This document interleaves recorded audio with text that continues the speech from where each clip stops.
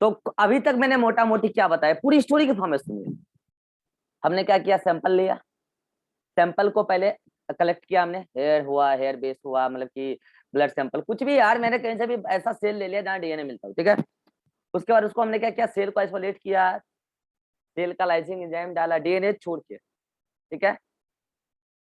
Chilled ethanol डाला, DNA precipitate हो गया, अलग टेस्ट में डाल लिया, कोई पर्टिकुलर रेसिस्टेंट एंजाइम डाला सेलेक्ट करके, उसका डीएनए टुकड़ों में बढ़ गया, नेगेटिवली चार्ज। और उसके बाद हमने जेल इलेक्ट्रोफोरेसिस करके पूरे डीएनए फ्रैगमेंट्स को अलग किया। अच्छा एक बात बताइए, यहाँ पे जो डीएनए फ्रैगमेंट्स है ये वाला, और यहाँ पे जो डीएनए फ्रैगमेंट्स है, इन दोनों में क्या अंतर है, तो बताएगा। ये डबल स्टैंडर्ड डीएनए फ्रैगमेंट है, अरे ठीक है, चाहे तो आप अपने नोट्स में लिख लीजिएगा। और ये सिंगल स्टैंडर्ड डीएनए फ्रैगमेंट है, चाहे तो स्क्रीनशॉट ले लीजिए जल्दी से। उसके बाद यहाँ पे भी सिंगल स्टैंडर्ड, यहाँ पे भी क्यों किया सिंगल स्टैंडर्ड अभी मैं बताऊंगा, ठीक है। तो पहले यहाँ पे आपने क्या किया, जेल इलेक्ट्रोफोरेसिस से अलग कर लिया, फिर उसको डाला कहाँ, एल्कलाइन सॉल्यूशन में। एल्कलाइन सॉल्यूशन में डालने के बाद सारे के सारे सेगमेंट अलग हो गए, फ्रैगमेंट्स जो थे सबके सभी सिंगल स्टैंडर्ड हो गए अब। और अब आपने क्या किया, सॉदर्न ब्लॉटिंग के टेक्निक से इसके ऊपर क्या डाला, पहले नाइट्रोसेल्युलर मेम्ब्रेन या नायलॉन शीट, उसके ऊपर ब्लॉटिंग पेपर है, उसके ऊपर कुछ फिट और बफर सॉल्यूशन में रख दिया। और सॉदर्न ब्लॉटिंग के टेक्निक से, सॉदर्न ब्लॉटिंग का मतलब क्या, सॉदर्न साइंटिस्ट है, उन्होंने पहली बार डीएनए को एक जेल से एक पेपर पर शिफ्ट किया था without disturbing the position of DNA fragments in gel. जिस पर्टिकुलर जगह पर यहाँ जो डीएनए था वही यहाँ पे भी आया, यहाँ तक कर लेने के बाद, ये आपने पढ़ लिया होगा, यहाँ तक कर लेने के बाद अब क्या किया उन्होंने, इस नाइट्रोसेल्युलोज मेम्ब्रेन को, देखो मैं यहाँ लेके आ रहा हूँ, ये बात मैं अभी बता दूंगा यहाँ पे क्या लिखा हुआ है, 1 सेकेंड।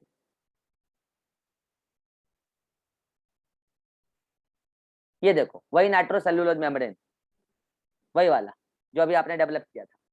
अब आपने क्या किया, उसको अगेन उस पर्टिकुलर नाइट्रोसेल्युलर मेम्ब्रेन है उसको आप रख दो alkaline solution, sorry buffer solution में रख दो। और अब क्या करो, एक बात बताओ, ये क्या है, आपको दिख तो नहीं रहा है लेकिन डीएनए सेगमेंट है, सिंगल स्टैंडर्ड डीएनए सेगमेंट है। आपने जो भी पर्टिकुलर आरएफ काटा है, आपको उसका सीक्वेंस पहले से ही पता है, और ये सिंगल स्टैंडर्ड डीएनए। आप क्या करो, आर्टिफिशियली लैब में सिंगल स्टैंडर्ड डीएनए बना लो, और उसमें कोई सा भी एलिमेंट एक रेडियो एक्टिव डाल दो, जैसे फॉस्फोरस 32।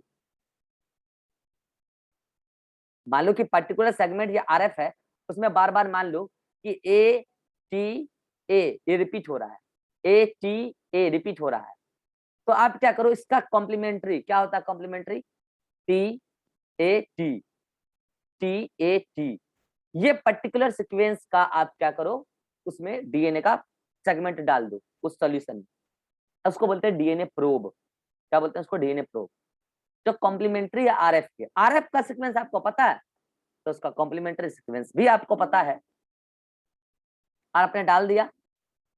अब क्या होगा यहाँ पे, वो दोनों आपस में कॉम्प्लीमेंटरिटी शो करेंगे और आपस में डबल स्टैंडर्ड डीएनए बनाएंगे, इसको बोलते हैं हाइब्रिडाइजेशन। अब आपके मन में एक सवाल आ रहा होगा, सर ये बेरोजगारी चल रहा है क्या, पहले डीएनए के टुकड़े किए, फिर उसको सिंगल स्टैंडर्ड किया, फिर उसको डबल स्टैंडर्ड कर रहे हो, क्या मतलब चल क्या रहा है, बता। एक बात बताओ, यहाँ पे भी डीएनए डबल स्टैंडर्ड हो गया, अब हो गया ना डबल स्टैंडर्ड। और सुनना, यहाँ पे भी डीएनए डबल स्टैंडर्ड था, कहाँ पे, इस वाले में, यहाँ पे ये वाला डीएनए भी डबल स्टैंडर्ड था। क्या कोई बताना चाहेगा इन दोनों डबल स्टैंडर्ड डीएनए में क्या अंतर है, कौन बताना चाहेगा, हाथ खड़ा करो। ये दो जगह जो मैंने अभी आपको दिखाया, ये दोनों ही डीएनए डबल स्टैंडर्ड है, इन दोनों डीएनए में क्या अंतर है, कोई बताना चाहेगा, बताओ अतीक। ये वाले में रेडियो एक्टिव डीएनए है एक शाबाश, स्ट्रैंड। ये वाला डीएनए रेडियो एक्टिविटी शो करेगा और वो वाला रेडियो एक्टिविटी शो नहीं करेगा। हमने डबल स्टैंडर्ड बनाया इसको इस तरीके से कि डीएनए का हर टुकड़ा यहाँ पे रेडियो एक्टिविटी शो करेगा, ठीक है, आरएफ सारे यहाँ पे रेडियो एक्टिविटी शो करेंगे। अब हम क्या करेंगे, अगला टेक्निक, ये तो हाइब्रिडेशन कहलाया, जहां पे आपने क्या किया, डबल स्टैंडर्ड्स को अगेन किया। अब क्या करेंगे, ऑटो रेडियोग्राफी, ये एक टेक्निक है, ये आप हायर क्लासेस में पढ़ोगे। जैसे एक्सरे फिल्म तैयार करते हैं ना, रेडिएशन, लाइट रेडिएशन की मदद से, तो अब हम क्या करेंगे, यहाँ पर जो भी लाइट गुजारेंगे, तो जो रेडियो एक्टिविटी शो कर रहा है उस पर्टिकुलर जगह से तो लाइट टकरा के रिफ्लेक्ट हो जाएगी, क्योंकि वहां से तो मतलब कि एक एक्सरे वाले केस में क्या करते हैं, हम अंधेरा वाले रूम में क्या करते हैं, एक पर्टिकुलर जगह जब उस पर अचानक से लाइट डाला जाता है, तो जहाँ पे बॉडी ऑर्गेन्स होते हैं, उस बॉडी ऑर्गेन्स जहां पर से गैप है वहां से तो इजिली क्रॉस कर जाता है लाइट, जहां पर हार्ड ऑर्गेन है वहां से लाइट क्रॉस नहीं करता, तो उसका धब्बा दिखता है एक्सरे फील्ड में। करते हैं ना, ऐसे ही करते हैं।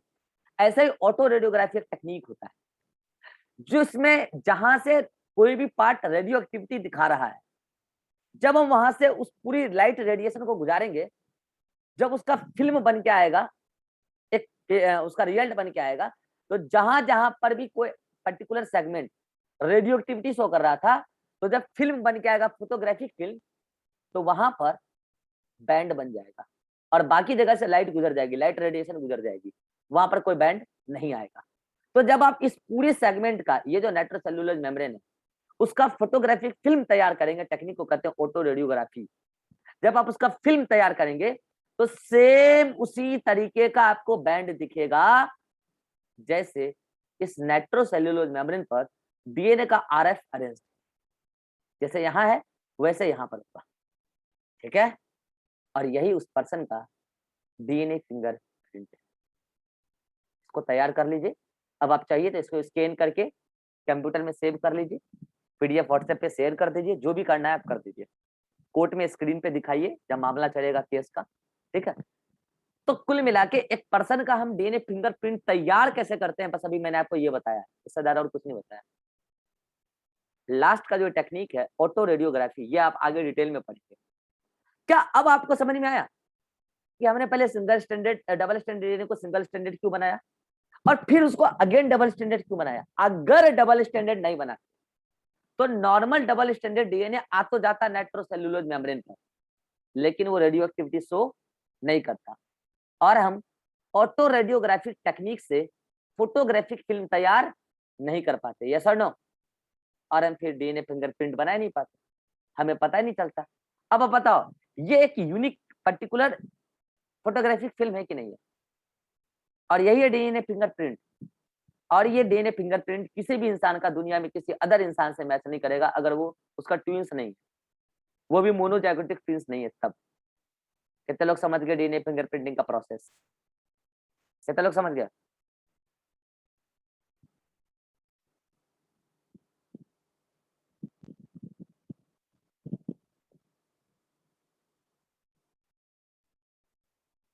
ज्योति कोई दिक्कत है?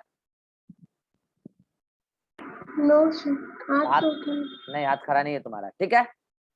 तो ये था आपका प्रोसेस ऑफ डीएनए फिंगरप्रिंटिंग। अब समझना, यहीं पे मैं आपको एक छोटा सा पार्ट बताता हूँ। छोटा सा पार्ट क्या है? Staining of jail.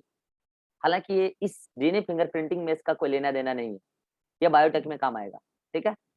जो जेल की अभी हम बात कर रहे थे ना, अगर आप उस जेल को एक पर्टिकुलर सॉल्यूशन में रख दोगे जिसका नाम है इथिडियम ब्रोमाइड, अगर इथिडियम ब्रोमाइड पे रख दोगे, तो जो पर्टिकुलर वो जो जेल था वहां पे, जो जेल इलेक्ट्रोफोरेसिस में आप तैयार किए डीएनए के सेगमेंट को अलग अलग किए ना, तो अगर आप उसको इथिडियम ब्रोमाइड सॉल्यूशन में रख दोगे, तो डीएनए का जो फ्रेगमेंट अलग हुआ है वो रंग जाता है, कलर हो जाता है।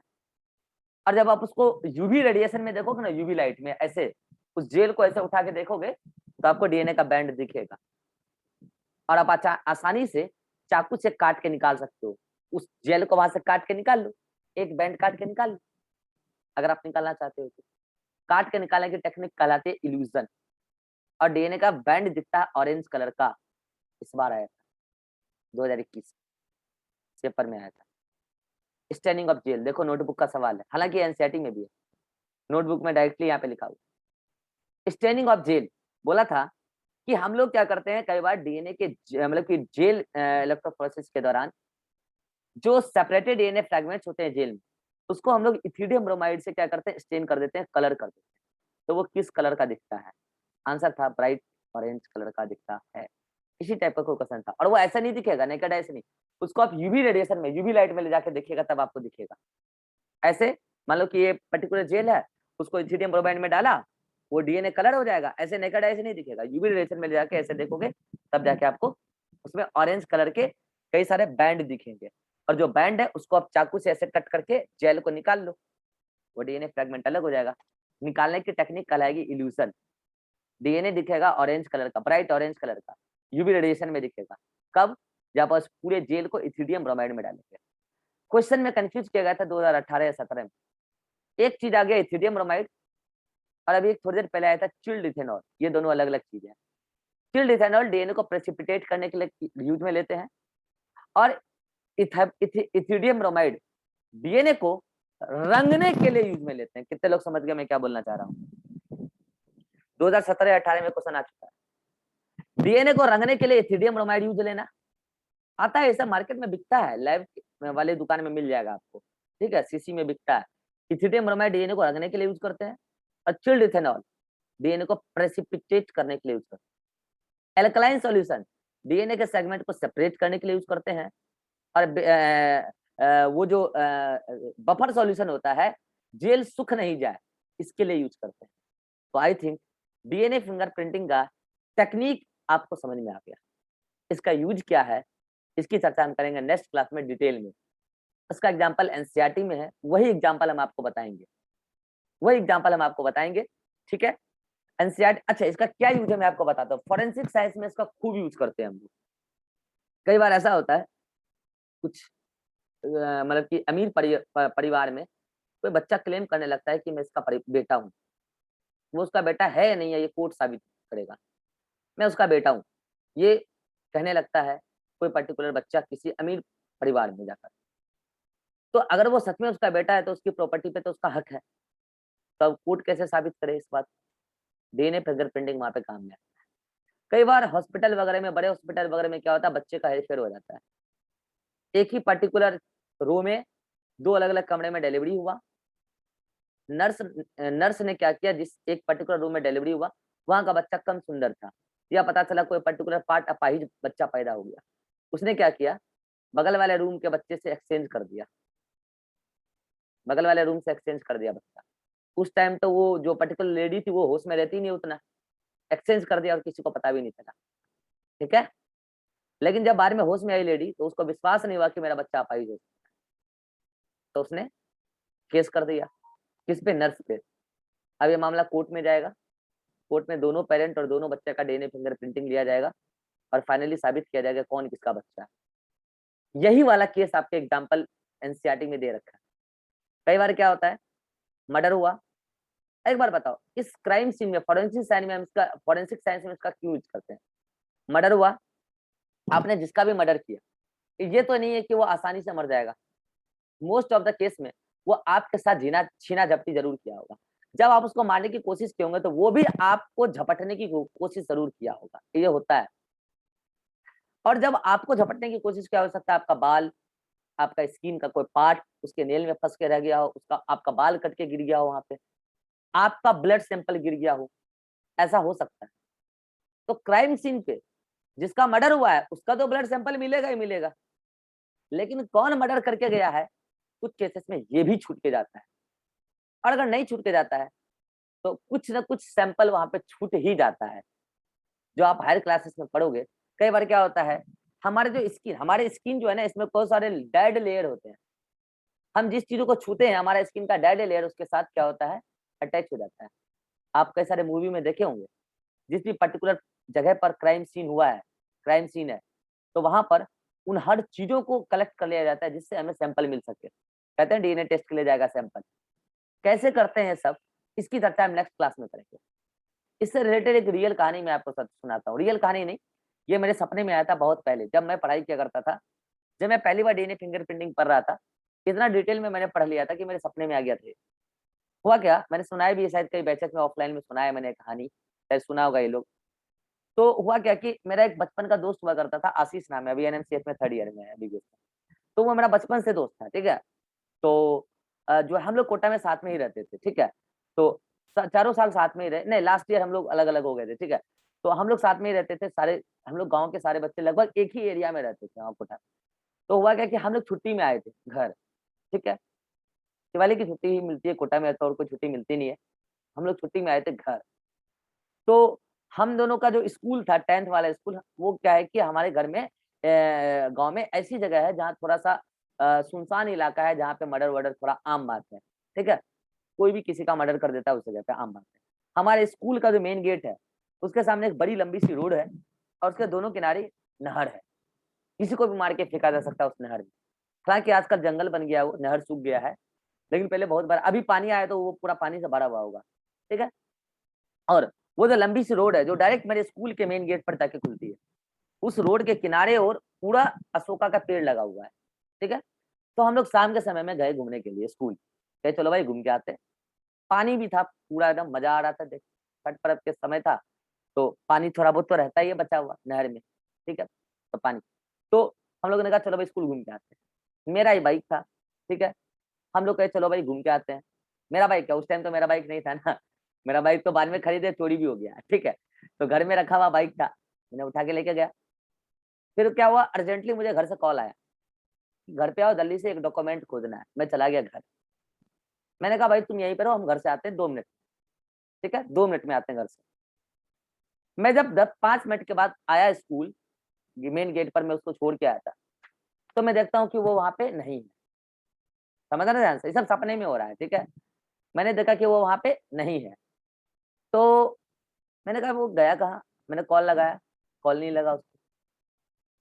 फिर मैंने बाइक घुमाया, जैसे मैंने बाइक घुमाया तो जो स्कूल के आगे, जब हम उस रोड, मैंने कहा ना वो रोड स्कूल के मेन गेट पर जाके खत्म होती है, तो जब मैं बाइक घुमा के वापस आने लगा घर की तरफ, ऐसा तो नहीं वो पैदल घर जाने लगा, तो मैं जैसे ही थोड़ी दूर आगे बढ़ा तो देखा मैंने अशोका के पेड़ में उसका सब बॉडी, डेड बॉडी लटक रहा है, ऐसा मैंने देखा। इतनी हाइट पर लटक रहा था कि मैं उस पर पहुंच नहीं सकता, लटक रहा था। मैंने चिल्लाया, कई सारे लोग इकट्ठे हो गए, दोनों के घर में मैंने फोन किया, अपने भी घर में किया, उसके भी घर में फोन किया, सभी लोग इकट्ठे हो गए, बॉडी को नीचे उतारा गया। सीन इस तरीके का क्रिएट कर दिया गया था जैसे लग रहा था कि ये सुसाइड, ऐसा ही सीन लग रहा था कि इसने पेड़ पर चढ़ा और गमछी से लपेटा हुआ था और ये सुसाइड कर लिया है, ऐसा ही लग रहा था देखने से।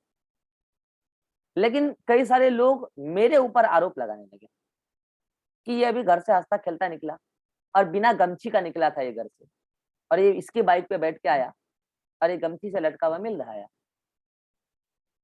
मेरा दिमाग खराब, भाई मैं क्यों मर्डर करूंगा इसका, मेरे से इसका कोई दुश्मनी नहीं है।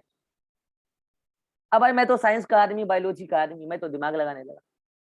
मैंने कहा अगर ऐसा है कि ये सुसाइड नहीं है और मेरे ऊपर आरोप लगाया जा रहा है, तो ये पक्का है कि ये मर्डर है, और जो मर्डरर है वो इस केस को अलग एंगल देने के लिए मेरे ऊपर आरोप लगा रहा है। समझ रहे हो पॉइंट को, मुझे ऐसा आभास हो गया। तो मैंने सोचा कि भाई अब हम कैसे बच सकते हैं, सच सच का सामना कैसे करेंगे अब। तो मैंने फटाफट क्या किया, आशीष के जो जितने भी कपड़े थे वो सब मैंने खोल के रखवा लिया, उसके नेल के कुछ पार्ट्स को मैंने खुरच खुरच के निकाला, आशीष नाम है उसका, खुरच खुरच के निकाला मैंने और एक डब्बे में मैंने कलेक्ट कर लिया, ठीक है। उसके बॉडी पार्ट्स में यहाँ पर थोड़ा सा खून निकलता हुआ दिख रहा है, मैंने उसको भी कलेक्ट कर लिया क्योंकि खून में खून मिक्स हो सकता है। अब ये क्यों किया कलेक्ट मैंने, जो भी उसको मार के लटकाने की कोशिश किया होगा, जाहिर सी बात है वो उसको नोचने की कोशिश किया होगा, जिसने भी उसको छुआ होगा उसका स्किन का सेल कुछ उसके कपड़े के साथ अटैच हुआ होगा। मैंने क्या किया, वो सब कुछ सैंपल कलेक्ट करके एक कार्टून में पैक करके मैंने भेज दिया हैदराबाद। कहाँ भेजा होगा समझ गए आप, कहाँ भेजा होगा समझ तो गए होंगे, हैदराबाद कहाँ भेजा होगा, हैदराबाद में central CDFD, central DNA fingerprinting and defence, मतलब centre for DNA fingerprinting and diagnosis CDFD Hyderabad मैंने भेज दिया। पोस्ट कर दिया और मैंने बोला कि इसका मुझे डीएनए फिंगरप्रिंट चाहिए, ठीक है।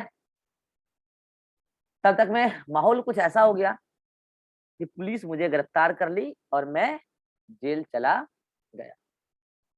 कानून की थोड़ी बहुत समझ मुझे भी है, भले ही मैं यूज ज्यादा नहीं करता हूँ क्योंकि कानून के तहत लड़ने पर समय वेस्ट होता है, ठीक है। लेकिन एक बात है, कानून के तहत अगर आप लड़ेंगे समय भले ही लगेगा लेकिन जीत जाइएगा बात। तो मैंने कहा कि चलो भाई कानून के सहारा से ही जीतते हैं। तो मैंने कहा कि मैं केस लड़ूंगा। केस लड़ने के लिए तो एफआईआर करना पड़ेगा। मैंने कहा हाँ। तो मैंने कहा मुझे कुछ पर्टिकुलर पर्सन पर संदिग्ध है, मतलब मुझे कुछ शक है कि मर्डर उसने किया है और आरोप मेरे ऊपर लगाया गया। मैंने एफआईआर किया उस पर्टिकुलर नाम वाले पर्सन पर जो उसी एरिया का रहने वाला था, जिसकी आशीष से पुरानी दुश्मनी पहले हुआ करती थी स्कूल जमाने में। मैंने क्या किया, उसके नाम से एफआईआर कराया। तो अब बात फंस रहा है कि भाई इस जब आपने एफआईआर किया है तो केस लड़ेगा कौन? आपका वकील? तो मैंने कहा नहीं, वकील मेरा नहीं लड़ेगा केस, मैं कोई वकील नहीं रखूंगा, मैं खुद केस लड़ूंगा। मैं खुद इस केस में जो भी एविडेंस कलेक्ट करूंगा और मैं खुद इस केस को रिप्रेजेंट करूंगा कोर्ट। जब हायरिंग का डेट मुझे मिल गया, क्योंकि मैं गलत हुई नहीं ना, मैं तो पूरा निडर था, मैं तो गलत हुई नहीं। तो मैंने कहा सुप्रीम कोर्ट, मतलब जो भी कोर्ट था वो तो सपने में सब कुछ चल रहा है ना। मैंने कोर्ट में कहा जज को कि साहब मेरे पास प्रूफ है कि मैंने मर्डर नहीं किया है, उसने किया है। तो कोर्ट ने बोला क्या प्रूफ है? कोई वीडियो, कोई फोटोग्राफ्स? मैंने कहा नहीं, कोई वीडियो नहीं, कोई फोटोग्राफ्स नहीं। मेरे पास उस क्राइम सीन से कलेक्ट किए गए 2 सैंपल हैं डीएनए फिंगरप्रिंटिंग के, मतलब 2 डीएनए फिंगरप्रिंट, और एक डीएनए फिंगरप्रिंट आशीष से मैच करता है और एक आशीष से मैच नहीं करता है। तो उन्होंने बोला कि आपने ये सैंपल क्राइम सीन से ही कलेक्ट किया था, इस बात की गवाही कौन देगा? मैंने कहा इस बात की गवाही वहां पर मौजूद पब्लिक देगी और वहां पर मौजूद पुलिस कर्मी देंगे। और पता है, जब मैं सैंपल कलेक्ट कर रहा था तब मैं इस बात का भनक पुलिस को नहीं लगने दिया कि मैं इस सैंपल क्यों कलेक्ट कर रहा हूँ, क्योंकि अगर पुलिस जान जाती तो शायद वो सैंपल डिस्ट्रॉय कर देती। क्यों? क्योंकि पुलिस और गुंडे तो आपस में मिले हुए होते हैं ना।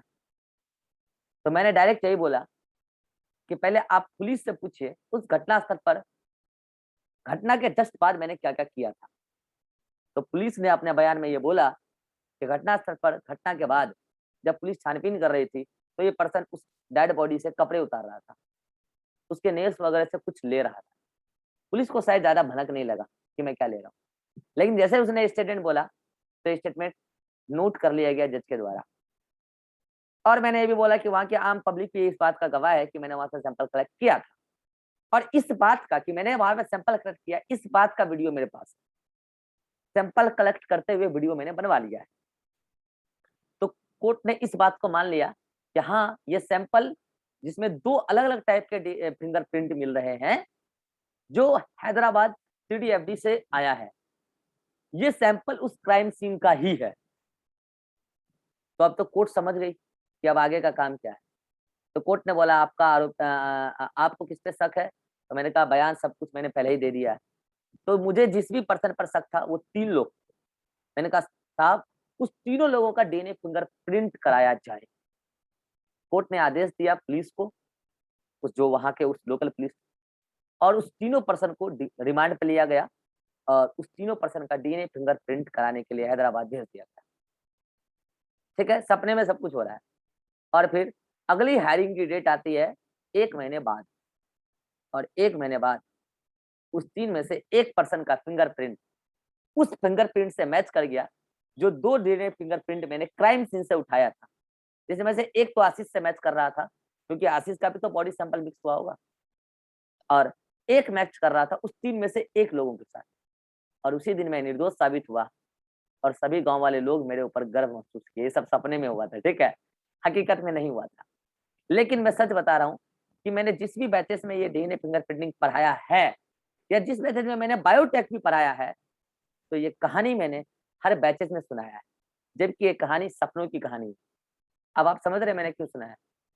कल को अगर आपके साथ भी ऐसा कुछ घटना होता है तो आप साइंस का सहारा लेकर सत्य को उजागर कर सकते हैं। आप सोचिए, अगर उस दिन मैं वो सैंपल कलेक्ट करके फिंगरप्रिंट चुपके से बनवा के नहीं मंगवाया होता तो मैं सपने में आज तक जेल में होता। यस और नो?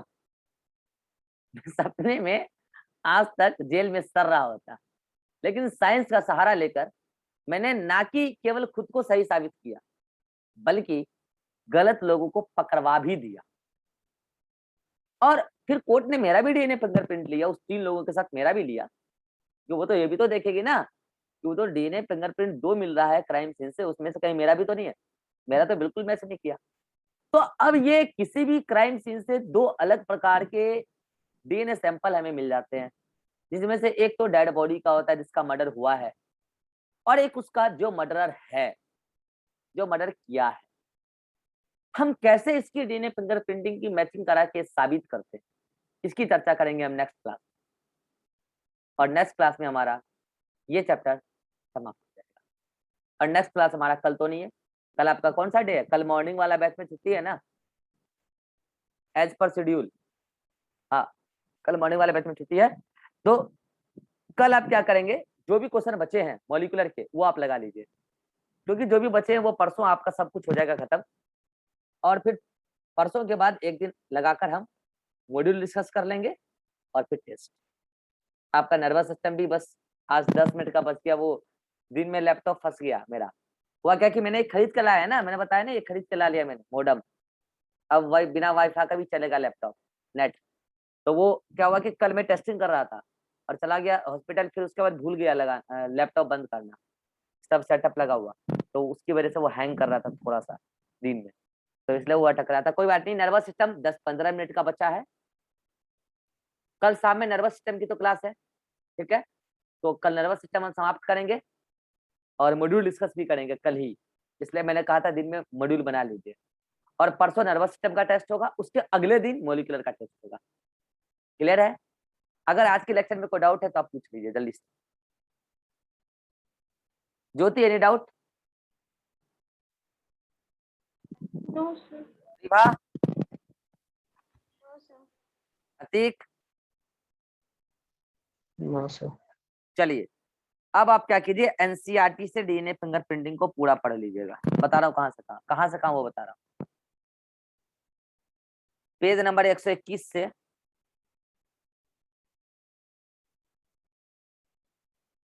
पेज नंबर 122, यहाँ पर हेडिंग दिया होगा डीएनए फिंगरप्रिंट, वहां से स्टार्ट करके इस पेज के लास्ट तक। पेज नंबर 123 पे भी नहीं जाना है, ये पूरा पढ़ लीजिएगा। इसमें जो भी डाउट होगा वो हम नेक्स्ट क्लास में ले लेंगे और नेक्स्ट क्लास में हम इस चैप्टर को समाप्त कर देंगे। ठीक है, चलिए मिलते हैं नेक्स्ट क्लास में। Bye bye.